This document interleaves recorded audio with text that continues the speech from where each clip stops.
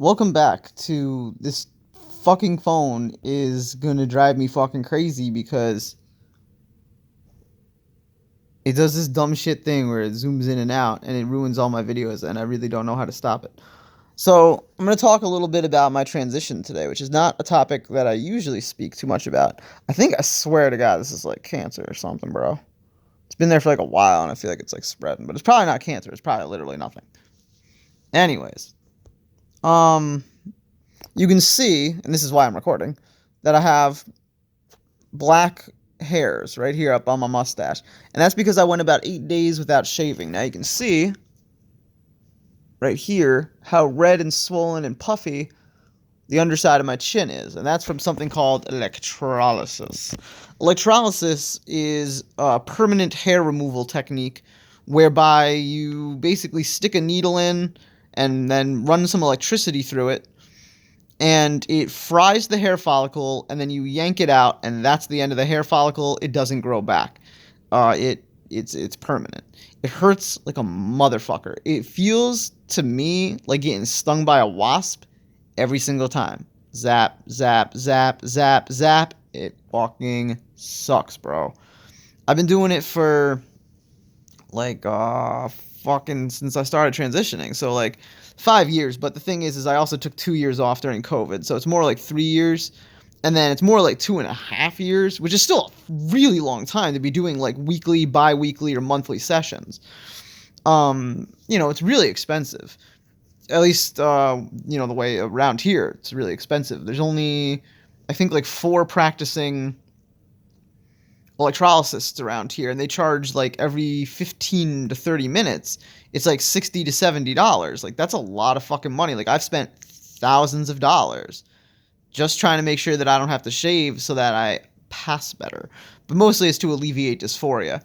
And I feel bad for my friends who don't have the luxury of just having like a shit ton of extra money. And I'm blessed enough that I have familial financial support to have my back, because otherwise I'd be fucked. Like, most of my friends can barely pay for their cars, and they walk around with, what they call like 5 o'clock shadow, where they have like, you can see the stubble of their beard the same way that you could with a cis guy. And that's really unfortunate because, like, first of all, the dysphoria, but second of all, just the quote unquote passability factor, where, like, yeah, you might look like a woman from the outside, you may be wearing makeup, you may be wearing femme clothing, but people are going to read you as masculine or male because literally no females, and I use that word distinctively, females don't have a beard. I mean, you can probably find me one or two, but that isn't the point. And especially culturally, you don't see femmes with beards. You just don't. Like, it is like the biggest gendering thing, I think, is facial hair and makeup. Seem to be the two most gendering attributes in the current society that I live in. Long hair, blessed, is also a big one, and so is hair color. Like, bright hair color, it isn't to say that mask types or men or the cis can't have, those things. It's just to say that it's exceptionally rare and is used very particularly, I believe, as a sexual flag, or gender flag of some variety. Hold on, I gotta. Yeah, that looks better. Um, and so, I'm glad that it's not the 1970s where, like, the hair metal kids were, because God knows what people would think of me. Like, as it stands now, most people, when they look at me, they don't consider that I'm trans or could be trans. They just consider that I'm, like, not super hot. That's about it. Listen, if that's the only thought in their head, like, yeah, she's not hot, or better yet, nothing, they just don't think anything of me, that's all I'm looking for. And so I'm willing to spend thousands of dollars just to get people's minds, and mostly my own sense of self, in order with what I spiritually perceive myself to be. Now, some people make arguments that that's like the most mentally ill thing that they've ever heard, that it's a waste of money, waste of time, etc. Whatever, dude. Like, I'm not gonna stop doing it.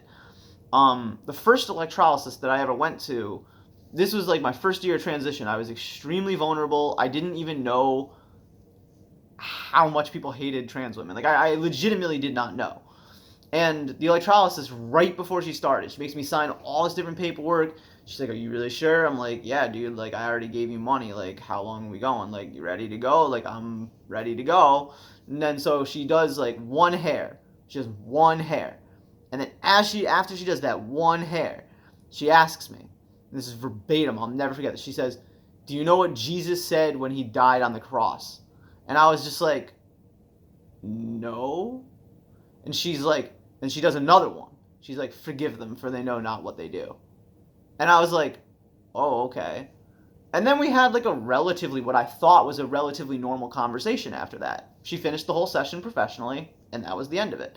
And it made me feel really uncomfortable, and it wasn't for like years, like truly like years later that I realized like, wow, oh boy, did I dodge a bullet with that bitch. Because it was like the most passive aggressive thing you could possibly say to somebody. It was like she was speaking about me being a man, not knowing what I'm doing.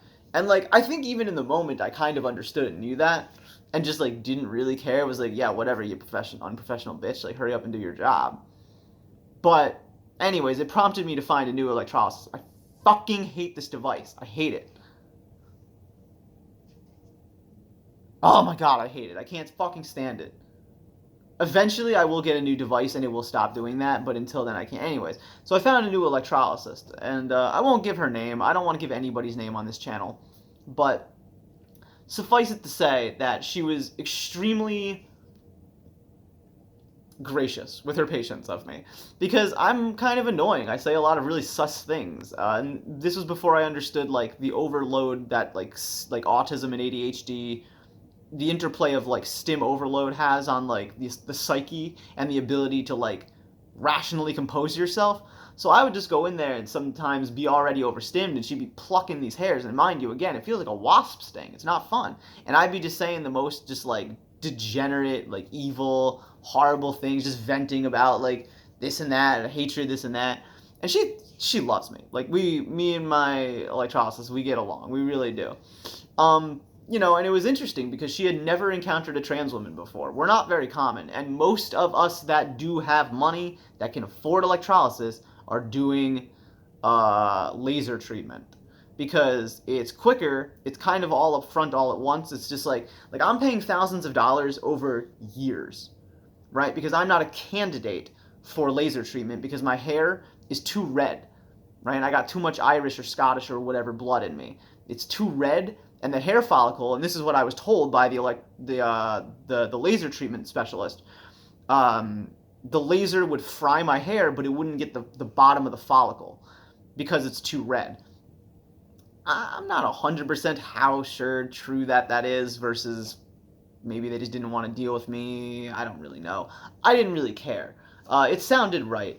They sat me through a whole 25-minute presentation with this like super hottie who was just like, and blah blah blah blah blah blah blah salesmanship blah blah blah. I'm like, listen, can I just talk to the technician? She's like, yes, but first we have to discuss all this different blah blah blah blah blah and blah blah blah blah blah. And I'm like, okay. So finally the technician walks in, and the technician takes like literally 5-second look at me and is like, nah, you're not even a candidate. And I'm just like, I looked at the chick who had just been talking to me for like literally 25 minutes straight, and I'm just like,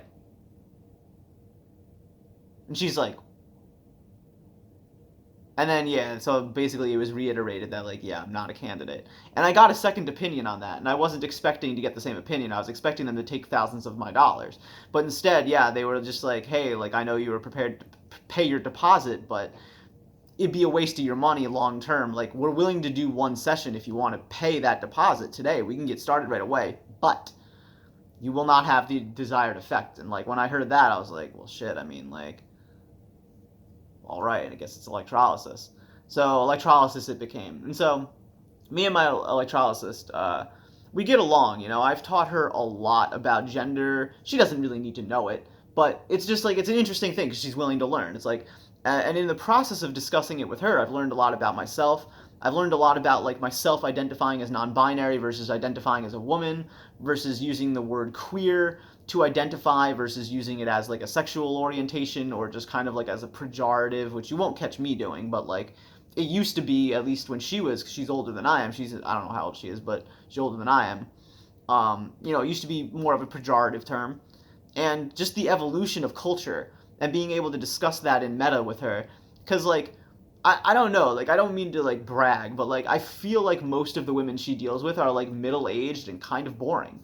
Whereas I'm very radically different than, like, even people in my own demographic boat, which I don't even think she deals with other trans women. I think she's maybe dealt with, like, one other, and that's because I brought her in. Like, that's it.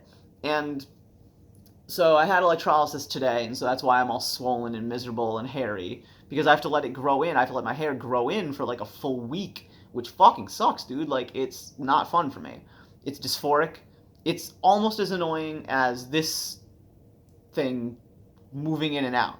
It's almost that annoying. It's not quite that annoying, but it's almost that annoying.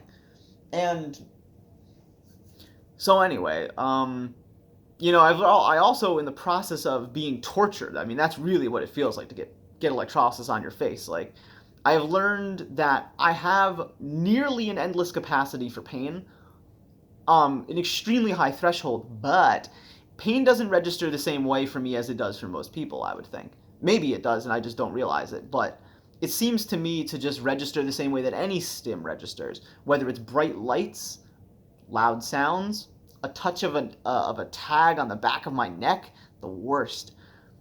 Water on my skin or on my fingers, or like a little bit of dirt between my toes. Ah! I perceive that literally as anxiety or literally as pain. And so when you add on top of that threshold literally pain, I don't very well deal with that. But equally so, when I go in very low stim and calmed, and also with lidocaine numbing cream 20 minutes prior, I actually can sit through just about any session that I want to. So I was showing her my new tattoos. Ooh, foot fetishist, ooh, ooh. I was showing her my tattoos because, I haven't seen her in 2 years since COVID started. She's got a whole new office and everything. And I was showing her, and she's like, wow, you were able to sit through that? I was like, you have no idea. Like, just wait till you start plucking, lady. Like, I can handle it now because I know who I am now. I know what I am now. When I first started going to her, I didn't know who or what I was. I didn't have a name picked. Well, actually, I did. I guess I did have my name picked out. But I hadn't legally changed my name yet, even. Like, I was still figuring out the ins and the outs of, like, what it is to be trans, what it is to be perceived as trans, how it is that I'm going to respond to bigotry in its face, or let alone be able to recognize bigotry. So here's part 2. This is a fundamentally disconnected story from part 1, which is just talking about electrolysis and my experience with it so far, because it sucks, but I love my electrolysis. So I recommend for you trans ladies out there, or just anyone who's getting electrolysis, shop around. Truly, try different electrolysis. Do not settle for the first one that you find. Shop around, because different people have very different strategies, different machines, different techniques, different prices, different availabilities. And most importantly, in my case, different sensibilities emotionally. Mine happens to be an incredibly, I don't know if she's incredibly spiritual, but she seems like the type that, like, could or would be if she lived on the West Coast, if she's not already. She's really down to earth, really we vibe together. And I hug her every time I see her. I'm like, yay! It's like having, we're friends. It's good. But it's also a very professional relationship, and I really value that, because I wouldn't have it any other way. And so anyway, so part 2, the first time I got dommed, and this is important because it interlinks with the ability to recognize adversity, we'll call it, to be polite, in the face of adversity. So I was changing my name to Sarah. Well, allegedly. I mean, that's not my legal name, but it's the name I use on my YouTube channel is Sarah. And mostly it's the name I use day to day is Sarah. Ooh, coffee and milk. Really good, but really bad for me. I don't respond well to coffee. I get all hyperactive. So, I walked into the federal building, right, to drop off my new birth certificate, which was so much of a pain in the ass to get. Like, so many fucking hoop jumps. Gotta go to the town clerk. Gotta file subpoena or whatever the fuck it's called. Like, affidavit, whatever fucking thing is called. Gotta file at the courts. Gotta fucking talk to a lawyer. Gotta drive back and forth. Jesus, just so much goddamn work to just change your name. Like, it's ridiculous. It's much more streamlined now, at least in my state, and many other, like, liberal blue states, because thankfully there's been enough advocacy for people like us to make it less punishing.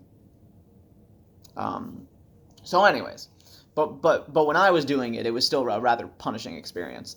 And you needed letters from therapists, and it was just an absolute nightmare. But I digress. So I walk into the federal building, and I'm wearing a skirt. I'm wearing my nice boots, which I got from my... It's maybe the first and only time I've ever worn, like, boots, like, out in public. And so I'm also wearing, like, a skirt. I'm carrying like a bag, like a fucking pocketbook or whatever. I don't carry a pocketbook anymore just because I find it, like, really annoying. I got by fine in life as a guy without needing it. I don't really fuck around with enough makeup to make it worth it. So anyway. So, first thing in the federal building, what happens? Well, security steps in front of your way. Oh, whoa, whoa, whoa. Where the fuck do you think you're going? And that was verbatim. Verbatim. Where the fuck do you think you're going? I'm like, wow, this guy's really serious. So I'm like, the 8th floor? He's like, no. You're going in that line over there, and we got to put your bag through the x-ray machine or whatever. I'm like, okay. So I go over to the x-ray machine, run my shit through it. And he's like, what the hell is this? Again, this is verbatim. He's like, what the hell is this? I'm like, what the hell is what? He's like, I'm going to open your bag now. And I'm like, okay. I'd prefer if you didn't go through it, though. He's like, oh, no, that's too late for that now. I'm like, okay. So he goes through my bag, pulls out my huge fucking knife. My knife was probably like this big. And he's like, what's this? I'm like, that's a knife. He's like, you can't bring this in here. I'm like, okay, I'll go throw it back in my car. And I'm calm about it, right? And he's like, yeah, I mean, that's fine. You can't bring it in here. It's not illegal. But yeah, you can't have it. I'm like, okay, I'll go run it back to my car. Bye. So I go run it back to my car, which is a pain in the ass because I had to park really far away because, like, they don't let you park close to a federal building. Tim McVeigh. Like, they don't let you park near. They don't let you near it. So, anyways, so I go back in, and he's like, you got to put your bag back through the scanning thing. I'm like, okay, dude, because I'm really trying to sneak this fucking knife up to the 8th floor to get a name change and, like, whatever. So I run my bag through again, and he's like, now take off your boots. And I'm like, okay, dude. Now, mind you, nobody else is there. I am the only person there. And this is like, I don't know, 3 o'clock on a Wednesday or something like that. It's pouring fucking sleet and rain outside. And yeah, I'm not trying to smuggle my fucking knife in my boot. Like, the thought didn't even occur to me. So I'm like, fine. So I take off my boots, which is a pain in the ass. And, I put him in. He puts it through. And then he's like, go sit over there. I'm like, okay. So I go walk over to where he's talking about, and it's just a chair. He picks the chair up and, like, slaps it down on the ground. And I'm like, okay. And he's like, sit. And I'm like, okay. So I'm sitting down, and, then as I'm sitting, he's like running my bag again. I'm like, dude, the knife's not in there. And he's like, I didn't ask you where the knife is. And I'm like, okay. Okay. Mind you, this guy, he's armed, buzz cut, strapped up in military gear, and like a black uniform. Like military vest, fucking Mr. Fashcore Uber cop, Fed guy. Right? I don't know. Anyways. So yeah, so he runs my shit. So he comes back over and he gives me my bag back, and he's like, sure that everything is in order. And I'm like, yeah, it seems fine. So he hands me my boots back, and I'm like, I start putting them back on. He's like, no. You're gonna sit there, and I'm gonna watch you put them back on. And I'm like, what? Like that. I was like, what? Like, why are you gonna watch me put my boots back on? What? I'm gonna produce the knife that you know I don't have from my bag to then hide it in my boot after you've already given me my boots back? He's like, I'm gonna watch you put them on. I'm like, okay. So I start putting on my boots. And he's like, no, sit. I didn't tell you to get up. And I'm like, wow, this is out of hand. Like, what is happening? So I sit back down. Like, what am I gonna do? Be like, nuh-uh. Like, this, again, this guy's fucking huge. And he's an asshole. Like, he's not being nice to me. He's not being polite. He's being a prick.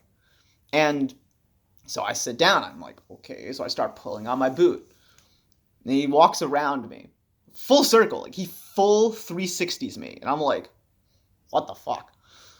And so I'm like tying it up. And he's like, make sure you tie it nice and tight. And I'm like, what the fuck? Like, that's like a weird thing to say, right? Like, that just like, I was like, oh, okay. Because like, this is back when I was an idiot. Like, this is like literally maybe the first time that I'd ever worn boots and a skirt in public ever. Like, ever. And, yeah, I'm sure girls like AFABs have been dealing with this their whole lives, but this is my first time dealing with this shit. I've never dealt with like what was very much sexual harassment. And so he continues to walk around. He gets behind me. He grabs the back of the chair, leans down next to me, and into my ear, verbatim, on my life, this is what he says. He says, that's a good girl. And I'm like, bruh, what the fuck, dude? I'm like, really, dude? And like, and actually at that point, I think I dropped my voice because like, okay, oh, like, hello. Like, up until that point, I had been like mostly femme voicing and like very respectable, like, ooh, me and my knife, me, and I'm just this like stupid little girl. But as he's like, that's a good girl. And you want to know what's fucked up? My first fucking instinct is to be happy that he gendered me properly.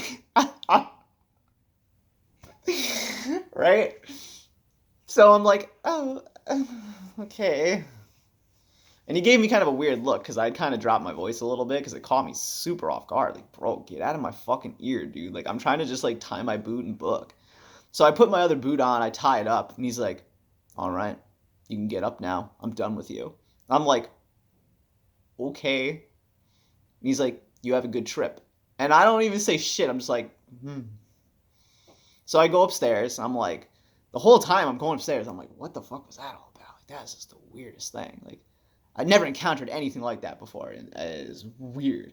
Like, I've dealt with cops before as a guy, and I've dealt with like annoying powered ego cops before, but I'd never dealt with anything that like violating. And again, I'm like the only person in this building. And it's a huge fucking building, right? Like, I was expecting to be like online for like 3 hours, which is why I showed up at 3 o'clock. But there's nobody there. So I get to the 8th floor and there's nobody there. Like, nobody. Like, there's not even anyone working there. And I'm like, what the fuck is happening? So I go down to the 6th floor, which is like the general's question floor, and there's like one woman working there. And she's like, can I help you? And I'm like, what? She's like, can I help you? And I was like, yeah, like, I'm trying to be on the 8th floor, but there's no one up there. Like, I'm trying to get my name changed. Like, I brought all these papers. Like, no, sir, no. Don't you know it's a government shutdown? And I'm like, what? She's like, it's a government shutdown. And I'm like, a government shutdown? She's like, sir, you can't be here. It's a government shutdown. And I'm like, I don't know what that means. She's like, you don't watch the news? I'm like, well, I guess I don't really know. I don't really watch the news. Why would I be concerned to watch the news about a government shutdown? She's like, sir, the government is shut down. There's no government. And I was like, what the fuck? And this is like verbatim. I'm like, what the fuck does that mean? And like, she's just like, sir, I can't help you. And I was like, okay. So you all have to come back. I was like, well, when will the government not be shut down? And like, she's like, I don't know. I can't answer that for you, sir. And I'm like, okay. Thanks, I guess. So I go back up to the 8th floor to see, like, maybe, like, I mean, clearly this woman's fucking crazy because she's telling me that the government is shut down. And in my head, I'm like, clearly, based on what happened downstairs, no, it's not. Seems to be functioning just fine. The police state, at least, is still functioning. I had no idea. This was during a government shutdown. I don't know what the fuck a government shutdown is. I don't watch the fucking news. Anyway, so I walk back downstairs, and I am not trying to deal with this cop again. Somehow, thank God, I don't really know what the deal is. Maybe he was hiding. I don't really know. But it was a different cop, and like he didn't even wave to me. He didn't even like concern himself. So I just like left the building and like did not get to accomplish what I needed to accomplish, which was like handing in my paperwork for my federal like name change or whatever. I don't really even remember exactly. Something to that effect. And you want to know what the really fucked up part was? I was so naive and so innocent back then that I did not know for another like 3.5, 4 full years that was the first time I had ever been dommed. I had no idea. Here I was thinking he was being nice to me. I was like, "Oh, thanks. You called me a good girl. Thanks." Ugh. I'm not even into men, right? Like, I mean, listen, if I was into men, that would be lit, right? That'd be like the fetish. That'd be like the quintessential fetish. I'd probably be like, well, officer, I might have to file a complaint. What's your name and badge number? You're gonna need to leave me your number so that I can reach you directly. Maybe we can settle this another way so that I don't have to, like, tell your boss, daddy. Oh, I mean your boss. Right? Right? But like this narcissistic fucking psychopath, Uber cop McDick shit, fucking getting off on the only ugly ass bitch. Like I was not pretty. And he's over here asserting his fucking male dominance, walking around me, making me sit in a fucking chair for no reason at his fake fucking interrogation style power play fetish nonsense. Fucking weirdest thing I've ever experienced in my life, dude. And like, people don't believe me when I tell that story, but like, this guy was like, he was legitimately like a federal cop, and like, this is a real story too. This isn't just something that I conjured up because I thought it would be funny. It's again, I didn't realize that this was even a funny story until literally years later when I started to get like down the rabbit hole of like BDSM and kink and like, you know, the rest of it, that I realized like, oh, that's what that was about. Like, in the moment, I was just absolutely hapless, and it really made me concern myself with, like, you know, you always hear, you know, especially the TERFs, complaining about, like, you'll never know what it was like to grow up AFAB. Although they won't say AFAB, they'll say, as a woman, a real woo-man. And, like, they're kind of right. Like, I never suffered that bullshit. Not ever. Like, not ever had I dealt with sexual harassment before in a power abusive, caustic, coercive, top-down, dominant, male hierarchy position of prestige and exploitation. I had never encountered the patriarchy up close until that moment. And it didn't even teach me anything in the moment. It really didn't. Like I said, like I walked out feeling like, ooh, he was nice to me. But it never sat well, and I never forgot what he said or how it went. Like I was, full disclosure, and the reason I know some of this happened verbatim is because I record fucking everything, right? I record fucking everything. I am neurotic. Anytime that I know that I could potentially deal with any type of law enforcement or any type of government, anything, where there could be a dispute in what was said, I record that shit. Because at least in my state, it is called a one-party consent state, and that refers to the wiretap laws that I, as a one-party myself, can consent to. I can legally record anywhere that the public could record. And there are no signs in that building that say that I cannot audio or visual record. So I walked in there and audio and visual recorded this guy. You know, people probably really won't believe me that the reason... There's two reasons I'm not going to upload it. You're going to have to take my word for it. The first reason is reprisal, right? Reprisal. I don't want at any point in my future that this could blow back on me. And the second reason is because it would dox me, because there was some private communication that I just don't want to deal with it. But you'll have to take my word for it. Because truly, I mean, this really, really is a verbatim story. I mean, this is really what happened.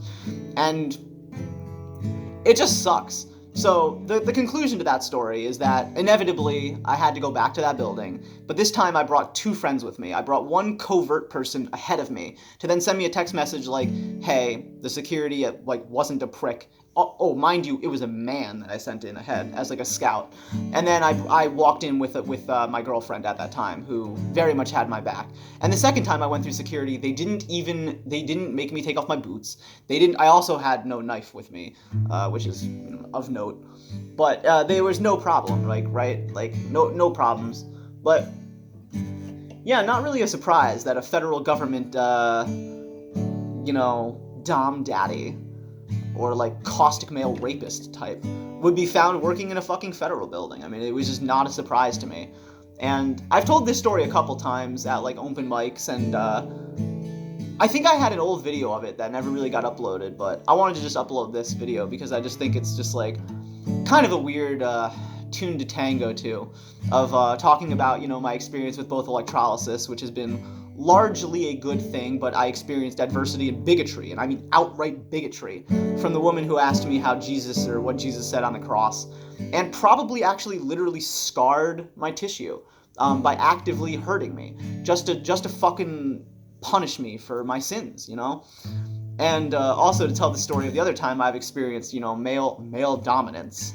And, my big takeaway is that, like, I just wish that I was at least bisexual so that I could have been sexually exhilarated by that and fucked him later, just to reward that type of behavior. So that the next time some little bitch like me got walking through his, security checkpoint or pseudo-security checkpoint, that when he raped her in the bathroom, maybe the little slut would like it. Anyways, this is Rainbows and Razor Blades. Thank you so much for joining. We'll probably be back another time with more really problematic hot takes and maybe a couple of male hot loads to your face. And until next time, bye.